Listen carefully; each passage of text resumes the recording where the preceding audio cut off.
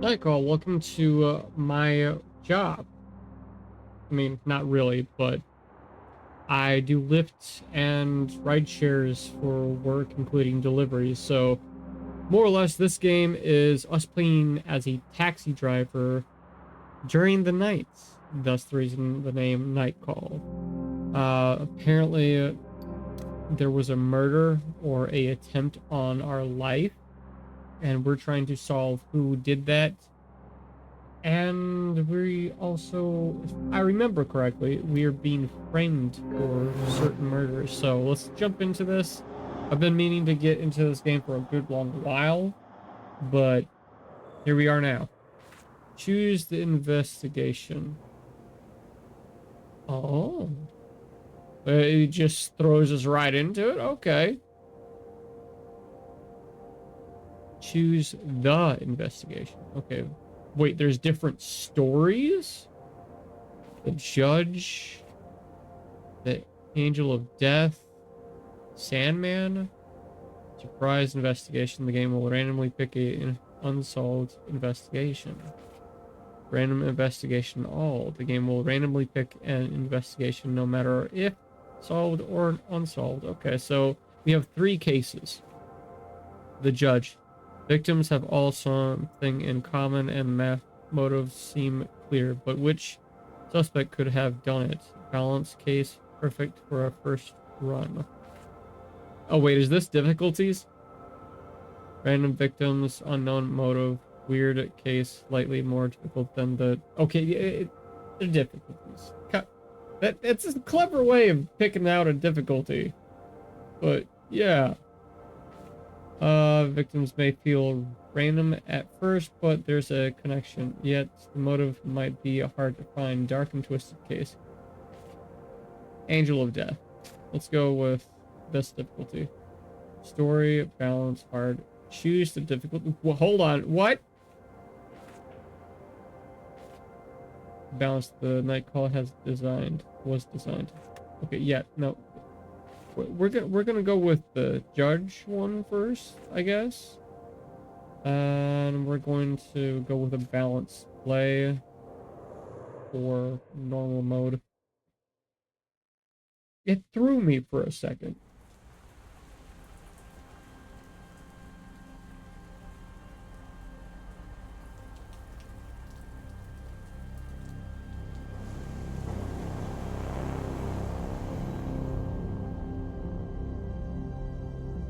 Credits. Who made it? Sorry if I'm blocking some of it. Yeah, I'm blocking of it. Some of it. Okay, so it's not way in the past, it looks like.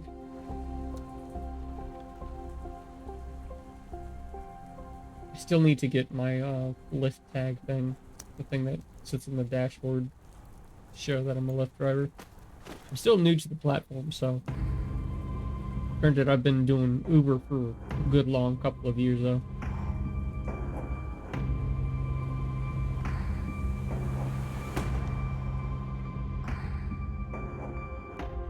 Nightcall. So... What? The murderer tries to kill us because we found the body? Doctor. Here?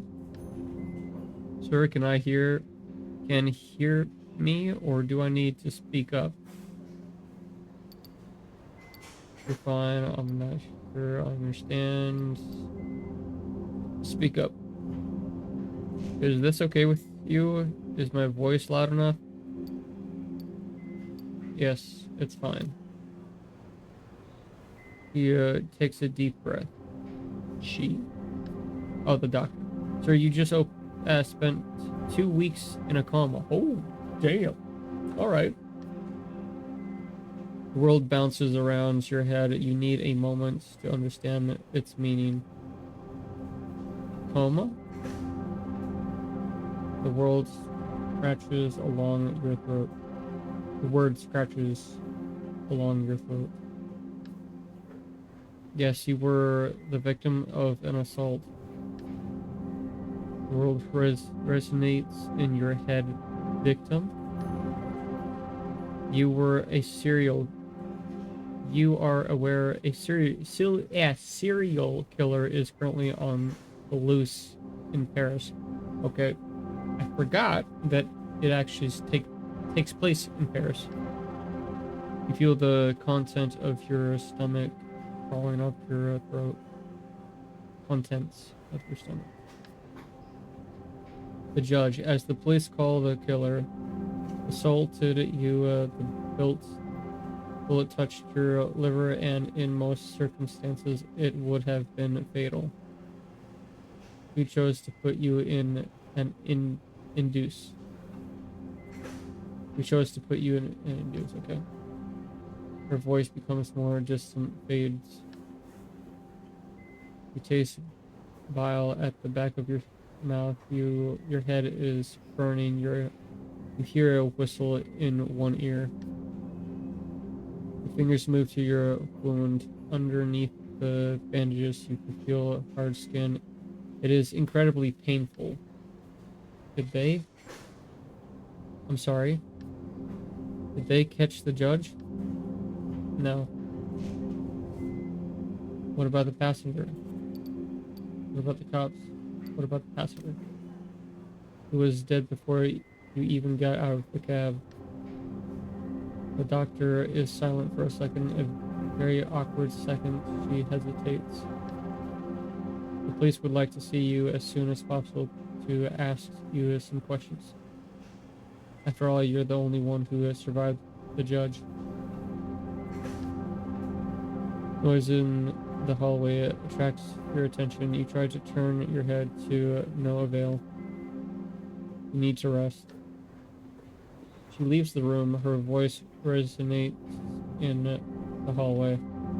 I don't care. He's the only witness. Another female voice joins in. A strong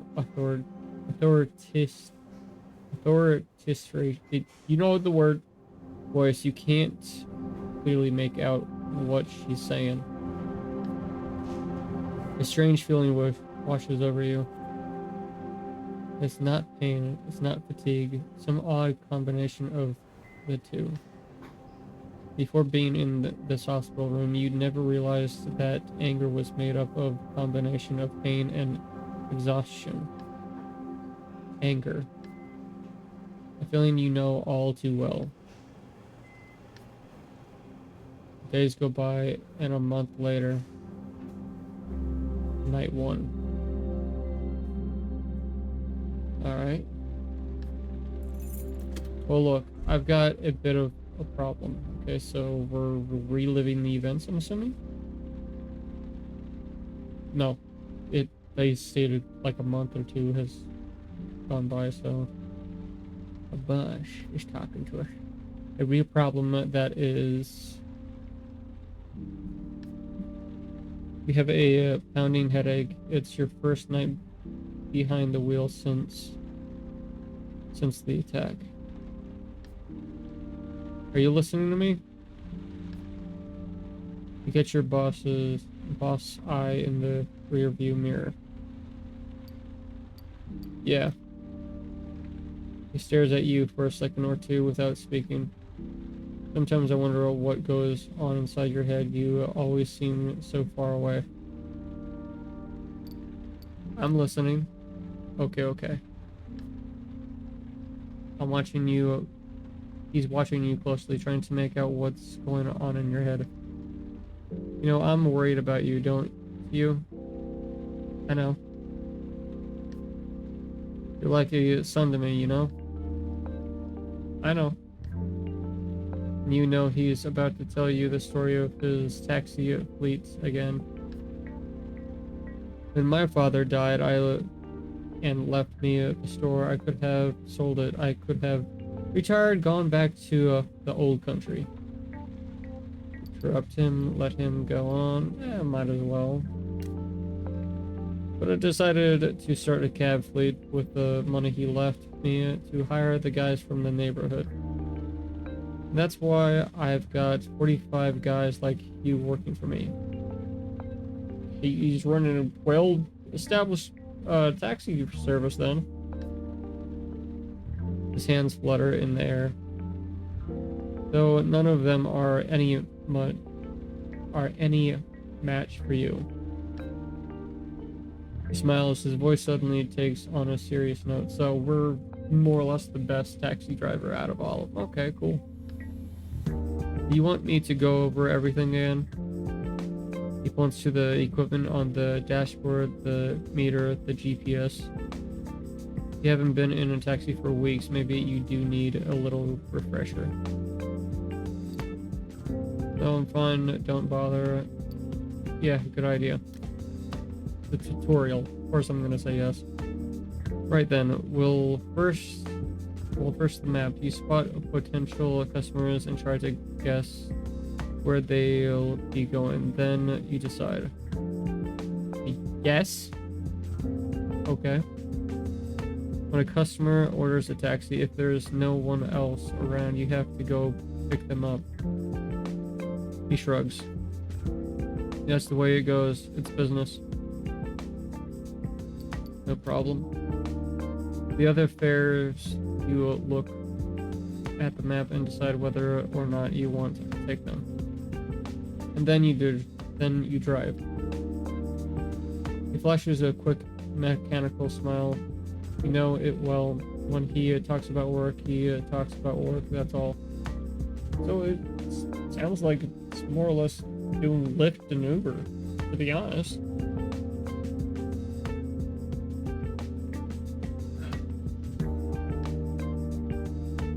When your shift is over, we do the numbers, and his voice trails off as if searching for the right words.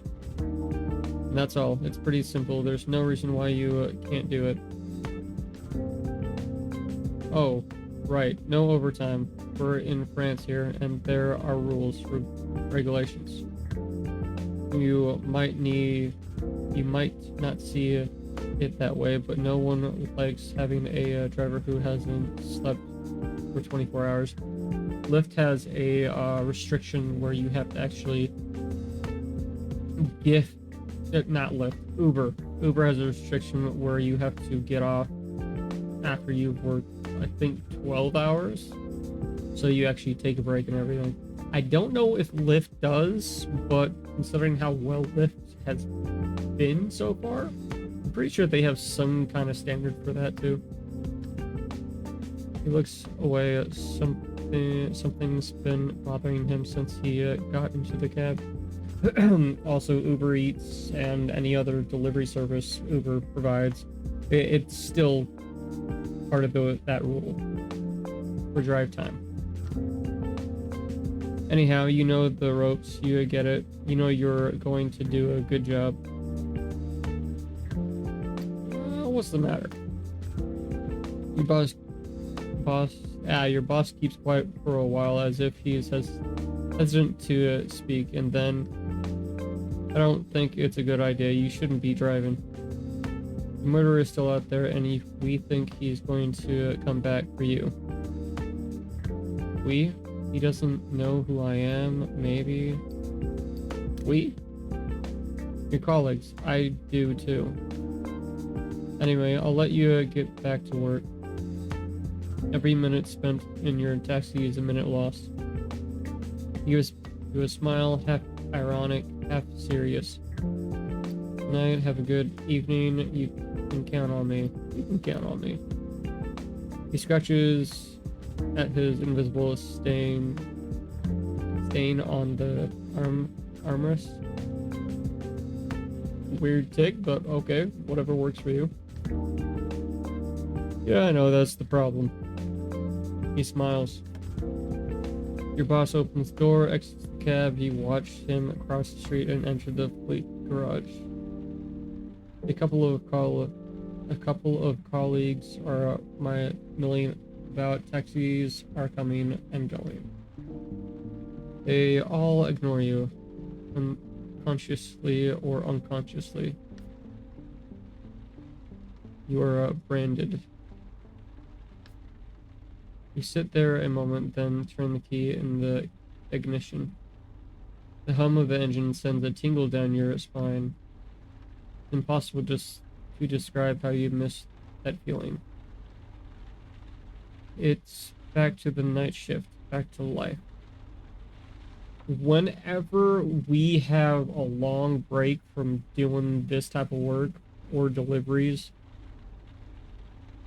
at least for me, it drives me nuts not being on the road and making some kind of income.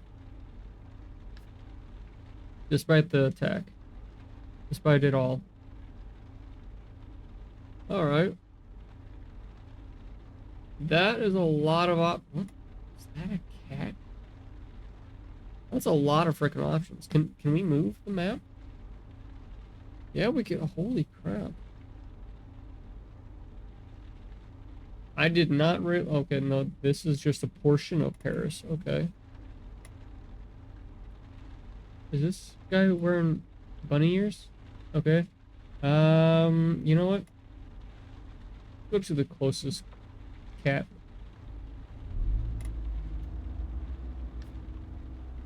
The woman is waking quickly, walking quickly. I didn't get to actually.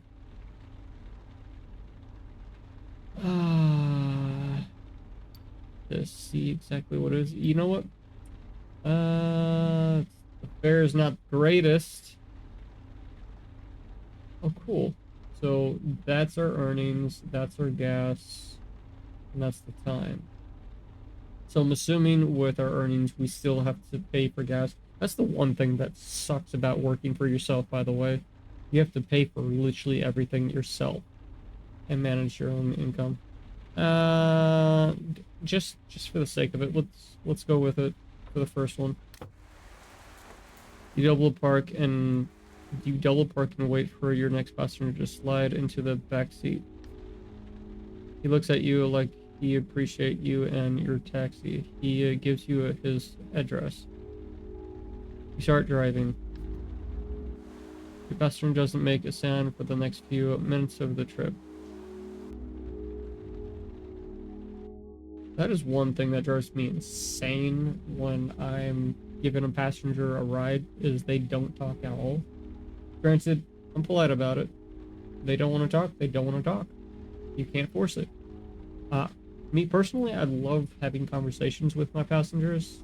You can learn quite a bit from some random bloke or chick. It always gets interesting, and for some reason, I don't know why, but I can always tell if somebody's a gamer. And that's the reason, if y'all are watching this, I have asked some of my passengers to say, hey, you want to check out the channel? I'm a gaming YouTuber. And most of the time, if they are a gamer, they'll check out the channel, and most of the, no, 50-50, they'll subscribe. It doesn't bother you. You have enough on your mind. You've overcome with a craving to smoke. You nod slowly and glance at your passenger. Still he seems far away. Everything okay? Having a good evening? Cold as hell out there, huh?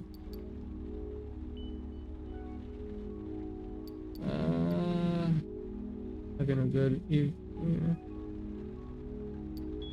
Let's just ask the obvious. Name is Sunny. Okay. Yes, thank you.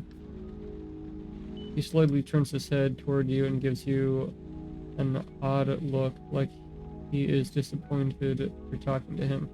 See? What did I just say? He watches you closely for another minute and turns back to look out the window. Keep your eyes on the road. The silence becomes heavy. All of a sudden, you feel a strange sense of camaraderie with your passenger. You look at him quickly in the rearview mirror. He doesn't look familiar at all, and yet it's like you know him. A second later, an outside light shines on his face at a weird angle. Looks like he's smiling. The back. The back? I'm assuming it's at the back of the shop? A few seconds later, you drive down the street. He straightens up a bit. You park in front of the number he gave you. He pays his fare without a word. door opens slowly and he smiles at you. You can tell it comes from the bottom of his heart despite how uptight he is. You're really a swell guy. You weren't expecting that. By the time you collect your thoughts, your passenger is already far away. He disappears into a building. A moment goes by before you turn the key in the ignition. Okay, so we got a little bit more profit because he tipped. Okay, cool. Not very familiar with this type of currency, obviously, because I'm a US person. Yeah. There's a lot more. Okay, now that we've picked up our first passenger and dropped him off, it looks like there's a lot more characters in this game. Huh, okay. Don't want to go too far. Let's try this guy.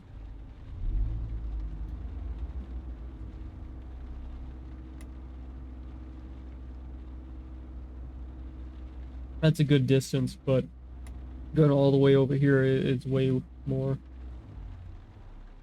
Okay. 8.61 kilometers, and the fare is 29 and 27 cents. Yeah, I think that's good. Oh, I didn't even realize you could actually see his name. Palace Royal, please. Stephen and Marcy Fitron. Okay, so it's 2 passengers. I think. You step in front of La Perry, a famous Michelin-starred restaurant. Michelin? I'm gonna have to look up these words, man. Your next 2 passengers are extremely well dressed, expensively so. The man gives you an address and turns with a sigh towards the woman. You start driving as they convert in the back, a conversation filled with moments of silence. That's why I think you should do a Jean Lewis collection. Jean Luck only wants me to do his collection to annoy you. And it's not working. I couldn't care less about Jean Luck. He is utterly uninteresting. What matters is that he asked you to do his collection. It could be your big break. They speak in cordial tones, but you can hear other notes hiding behind the words. I don't believe I need you to point out what my big break might be. Jean Luck won't last long, and I would just as soon not be on his team when they show him the door. You and I both know exactly how this works. A house like Jean Luck's will never promote someone who comes from a beheaded team. True enough. Therefore, I'm not going to work with Jean Luck. She clenches her jaw, giving her face a harsh interrogative look for a second. As you wish. He doesn't budge, like he's made of stone. Yes, thank you. Silence. They look in opposite directions. As you can tell, he's actually reading the room. He's actually paying attention to his passengers' body language, the conversation, and the tone of their voice. This, I literally do this day in, day out. And I don't just do it for work. I do it in real-time life. Automatically. It's like, what is it? It's on autopilot for me. I can't help it but read people, and I'm apparently really good at it from what people have told me. Suddenly, the woman leans over to you. Could you please turn the heat up? I'm freezing. Turn the heat up, turn the heat all the way up. No, just turn it up. Warm breeze floats through the car. Silence fills the cab. Two passengers ignore each other a while longer. Mark? His answer is barely audible mumble. A audible mumble. Yes? I think we should call it quiet. Quits. He slowly turns towards her. I was thinking about the same thing. Yikes. I'm tired. Excuse me. I'm tired of trying so hard, and even more tired of seeing you try it so hard. You deserve better. He shrugs. You deserve better too. I've been out of sorts lately. Stress filled with negative vibes. I barely recognize you. You're trying not to invade their privacy, but you can't believe your ears. The collection is finished. Let's take a few days to empty our place. I don't want anything. Artwork is yours. But if you want to hold on to them. He nods and you wonder just who these people in the backseat are. Only if it makes you feel better. She makes only the slightest face. You've seen breakups in your cab before, but they usually come with a fair share of crying and screaming. I don't know, I like the art, but it was also a gift from your parents. I think they'd like it if you kept them. Perhaps. You swallowed silently. The woman gives you a strange look, then brings her attention back to her partner. Also have to figure out what to do with our Charlotte in Courchevel. We could keep it and rent it during ski season. I'm assuming it's a type of property. Try insane man. I'm turning this right there. No, not right there. Yes, I believe he's a little too much. Right here. Yeah, maybe. Yeah, right there, I think. Good idea.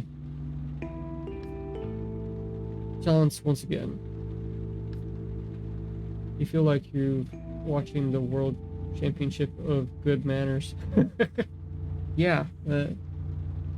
For me, I've never dealt with a breakup in my car. Overall, it's a tense situation to deal with. I'll call the lawyer tomorrow if that's okay with you. Yes, that's an excellent idea. It's like each sentence is from a different discussion between different people, like actors reading through a new scene. I can ask Lawrence to handle my affairs. The hell was that about? Oh no, things are fine as they are. Lawrence is a lovely person, but I think it's better if we manage this on our own.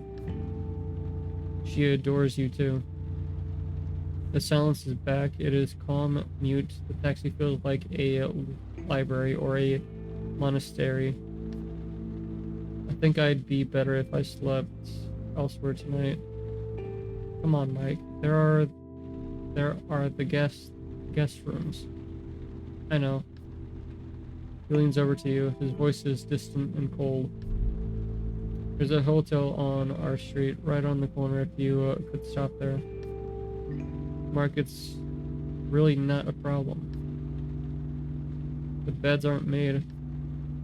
Plus, it'll be easier for everyone. They look at each other. Whatever you want. It doesn't bother me, you know. Fine, let's do that then. I rather brutal pause and insist words you can read. You can come get your things now if you want. It's no bother. He shakes his head. Don't worry about me. More silence. He kept driving and say nothing.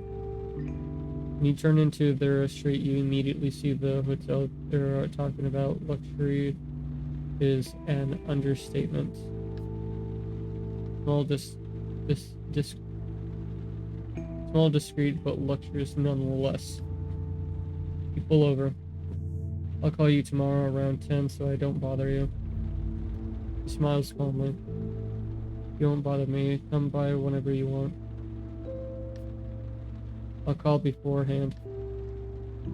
Understood?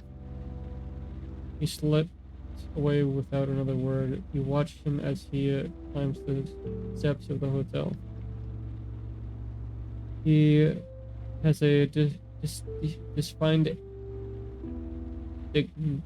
dignified air, and his lip has slipped one hand into his pants pockets.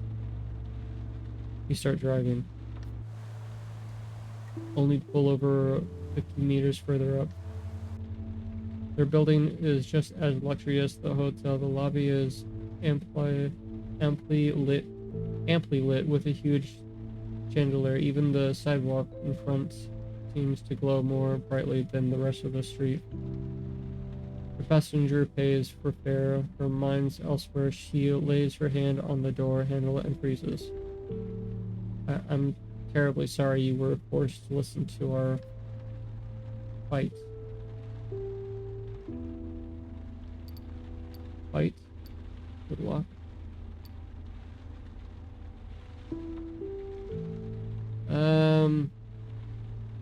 Let's go with good luck. I don't want to push boundaries. Luck? Might have chose the wrong words. She is bewildered by your reply. She stops talking. That must have been frightful. We really have to learn to keep our act together in front of the children. Oh shit, we got kids. She grants you the tiniest of smiles and gets out without saying goodbye. You watch as she enters her building lobby. For a brief moment, she stops, shivers, and keeps going. You sit in silence for a minute and start driving again. Okay. Tip, not very high, but decent enough.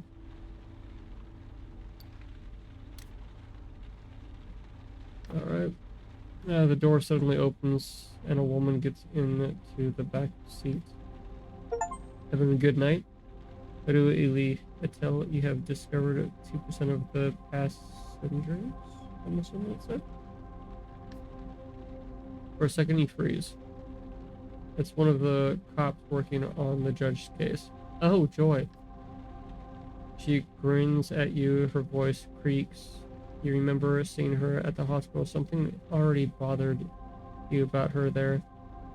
You know, it's actually pretty crazy. For weeks, I've been saying to myself, there's something off about you.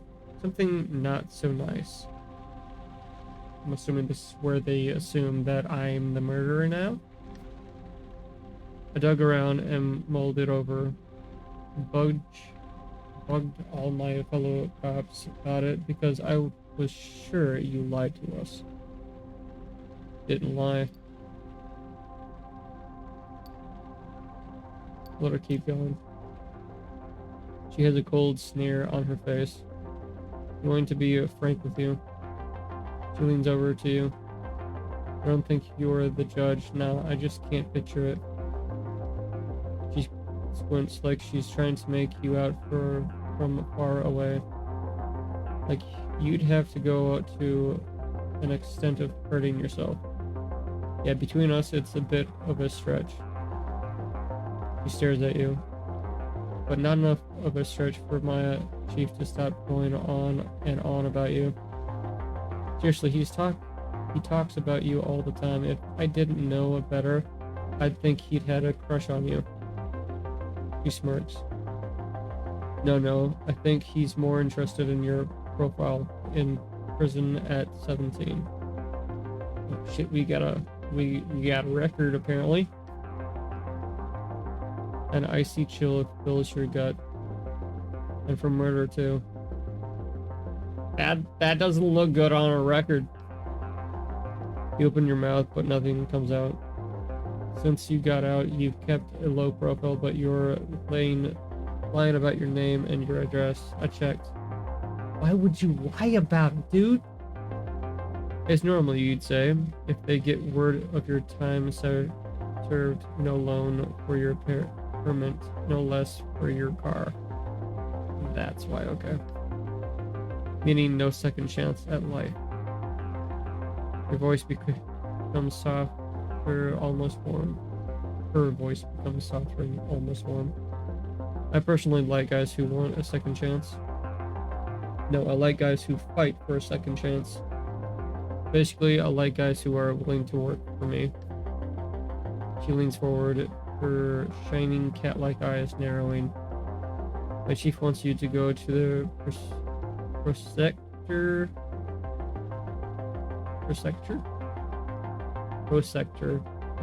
with a first and last name with evidence.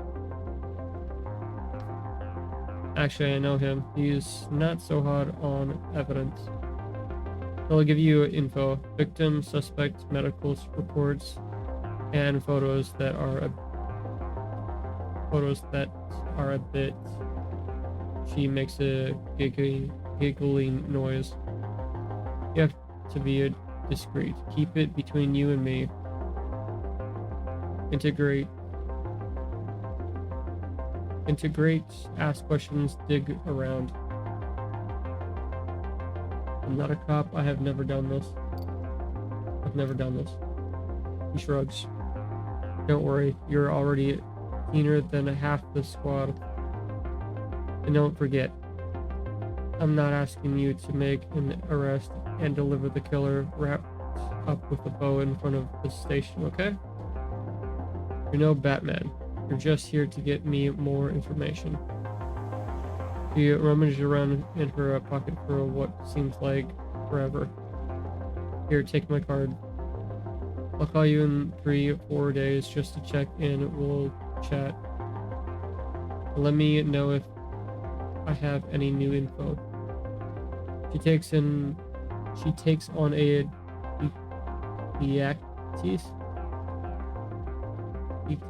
didactic, paternalistic tone, like she was giving you a list of recommendations from the 100th time. Don't get caught, don't get arrested. Also, I wouldn't recommend trying to leave Paris. I know what you look like, and I know who your friends are. You can either be the solution or the problem, my friend. She takes a minute to scan your face, your emotions. If I have to, I'll go check in on you-know-who. Her smiling is biting. That reminds me, she knows you've done time. You shake your head, she snickers. Oh, my little dirtbag, you cover your tracks well. But if I refuse, I did what I could.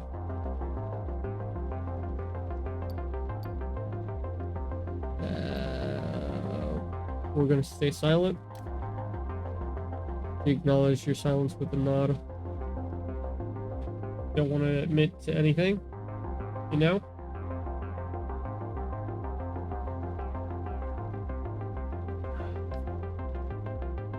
Okay, thank you. Not what that says. Okay, I think you've got a handle on our little deal. Any problems? I turn you in. I'll send you a picture to all of my friends in the media and every asshole in Paris. Your picture with your name on it, your real name. Anyone close to you will have their places searched. They'll be put under house arrest, spend nights in jail. You have any idea how tense things are with that fucker's trial underway? You saw it. You know just what she's trying to get at. Come to think of it, your last names are almost the same. You could be brothers, actually. I'm nothing like that son of a bitch. I'm nothing like that terrorist. Say nothing.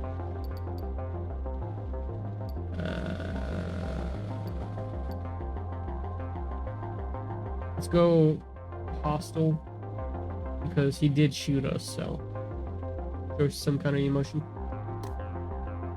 She smiles. Let me tell you, with that face of yours and your handle, they'll welcome you with open arms. You have no right. You have no right.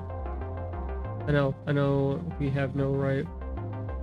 Takes on a serious tone, business-like. I want to catch this killer personally. I want to drag him to a court, ruin his fucking life with a bang. I can't botch this case. You got me, and neither can you, right? Nope, obviously. Obviously. Oh great then, we see you eye to eye. So can you just say you're my informant, my CI? You ripped open your gut, you saw your own insides, you were in a coma, yeah, you have plenty of reason to want to get back at him. She furrows her brow. Yeah, I think you're actually going to do what I tell you to do. You investigate, ask questions, listen to all the rumors, and you come up with a list of suspects. She lays her hand on the door handle and freezes. Alright, and don't get fired. Without this cab, you're worth nothing to me. You glare at her. I don't want to push anything further, so I'll stay silent. She puts her hand up and you can hear the words behind it. This conversation never happened. I'll make sure you get more intel tomorrow. I'll find a way until then. Not a word to anyone, obviously. Not a word. Door opens, squeaks, and all slams shut. Fucking bitch. You sit alone for a while, teeth clenched, dry-eyed, ears buzzing. Shit. On the back seat, the cop left a pile of papers. Shit. Key in the ignition, motor running. Radio on crackles, you turn it off and start driving. Talk to the passenger, might unlock new documents and clues for your investigation. You will find them back at your studio after your shift. 6 clues discovered. Available something.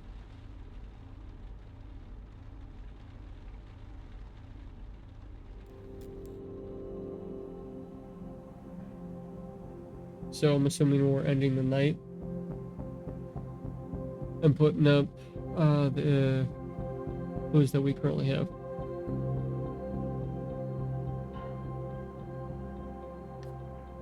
Take a second to enjoy the silence of your studio apartment. Outside, the city is slowly waking up. You can still hear the hum of the taxi buzzing in your ears. You throw the files Busset gave you on the table.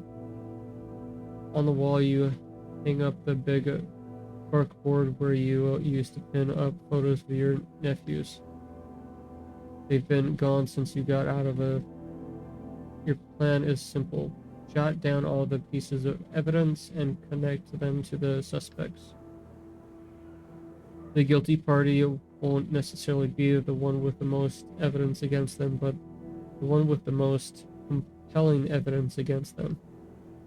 It's like you're building a story about each suspect. Try to understand their motives. Understand how he or she got into this situation. Your neighbor flushes the toilet out of the corner of your eye. You can see the pipe shake. It's time to get moving on your investigation. Okay. Autopsy report victim 3, given by BuzzFeed. Who discovered? New investigation location given by a picture of crime scene. New clue.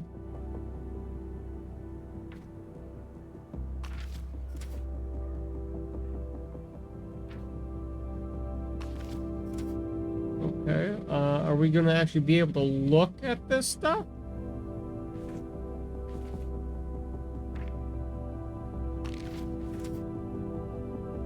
Killer case. Okay.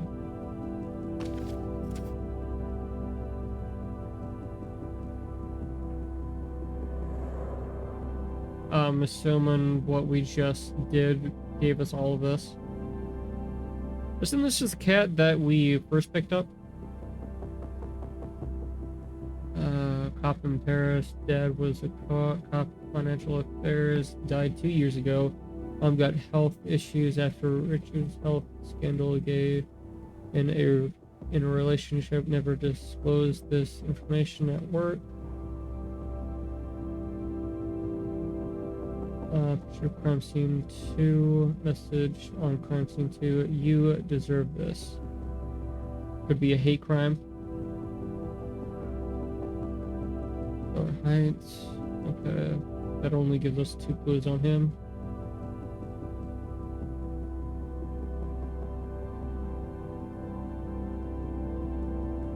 Okay. Hallmark. Red nerd. Oh, okay, so it connects it and actually puts it there. Yeah. Retired cop joins the police in 1977, is divorced from a judge.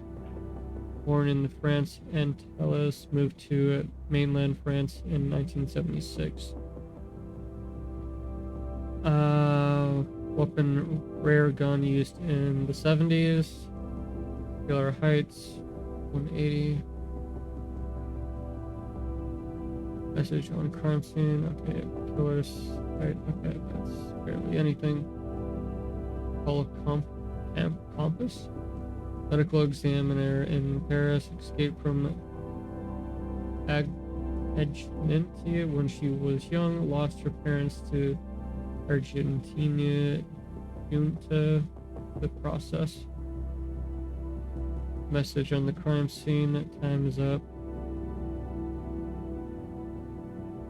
So are these victims or suspects? Well-known lawyer from St. Owen, defender on your case, defender of several molested kids in poor neighborhoods, the promising football player until he was 10.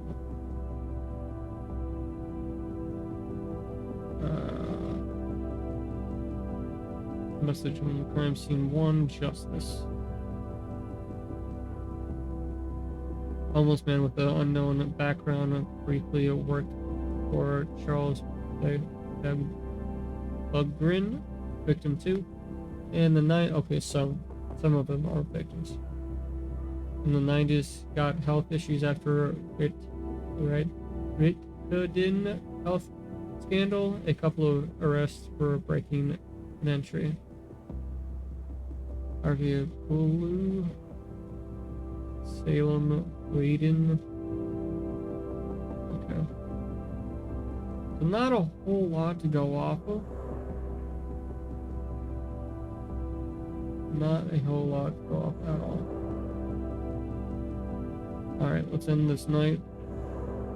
With a heavy hand, you wipe your tired face. You pull open the sofa bed with which unfolds with an unpleasant creak. You collapse onto the mattress. The events of the day run through your head. The streets, the passengers, their faces, their problems.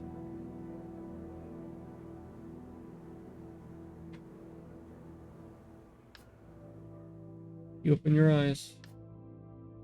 Your attention turns to shouting upstairs, a door slamming, typical. You get up quickly, and a few minutes later, you're outside of your studio. Night 2.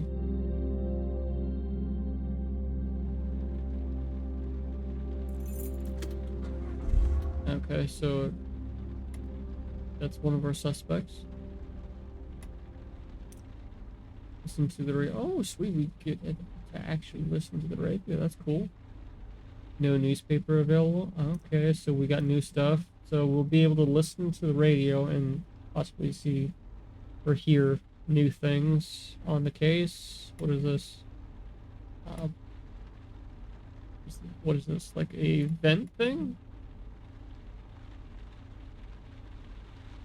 So I think we're doing good on gas. So we have one suspect available currently. All right. So I don't know what this is. Possibly then, or possibly where one of the victims were murdered? Possibly? I don't know. But we will find out more in the next episode, guys, because I'm going to stop here. And if you enjoy the series or enjoy me talking about being a Lyft driver or Uber driver, and overall, I can tell you right now, playing this, you're going to hear some stories from me outright.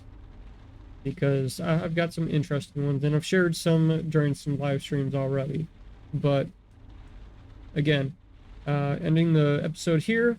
If you would like to continue this series, please leave a like, subscribe, and hit that notification bell for the next episode. I also cover horror games, indie games, and anything dark on the channel.